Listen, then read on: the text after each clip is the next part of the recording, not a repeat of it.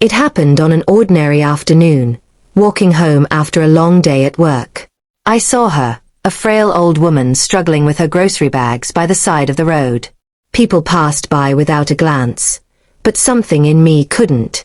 I walked over, offered a smile, and took the weight from her trembling arms.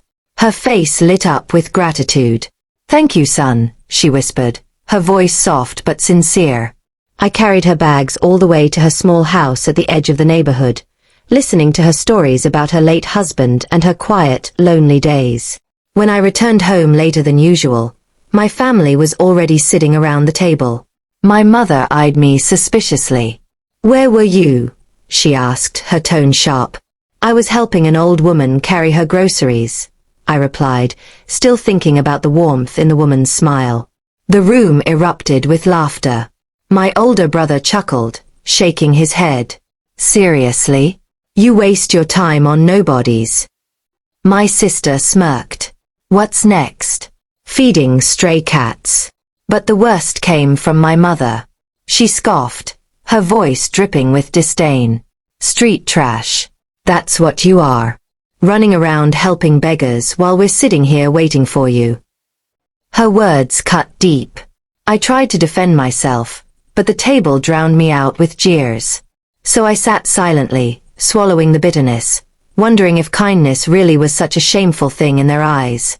The next evening, as the sun set and my family lounged in the living room, the sound of engines filled the street. We all looked out the window as 9 black SUVs pulled up in front of our house. Doors swung open, and sharply dressed men stepped out, their movements precise, their presence intimidating. My family went pale. My father muttered, "What in the world?" Then, from the middle SUV, the old woman I had helped stepped out. Only she wasn't in shabby clothes anymore. She wore an elegant dress, her silver hair neatly tied, flanked by men who treated her with the utmost respect. My family's jaws dropped. My mother actually stumbled back into her chair. The woman walked into our yard with a warm smile, directed only at me. "Yesterday, you carried more than groceries for me," she said gently. "You carried respect.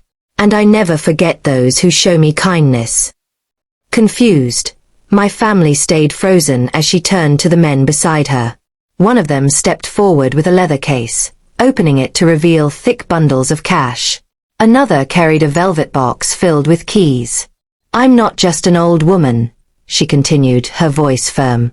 "I am the head of a family business that owns half this city. Those who mock kindness will never understand wealth of the heart. But you acted with it naturally." The room was silent.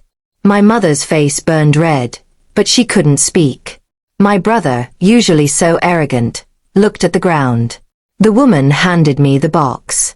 Inside were keys to a new home, a car, and an office building she wanted me to manage for her foundation. "Come work with me," she said softly.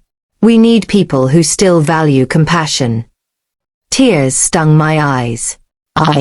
I don't know what to say." She smiled. "Say nothing. Just keep being who you are." As her men escorted her back to the SUVs, my family sat in stunned silence. The woman had left as quickly as she had arrived, the roar of engines fading into the distance. My mother finally whispered, her voice shaking. I didn't know." I turned to her, no anger in my tone, only resolve. "You didn't want to know. You mocked me for doing what's right. But now you see, kindness is never wasted." That night, for the first time, my family had nothing to say. And I realized that the respect of one grateful soul was worth more than all their empty laughter.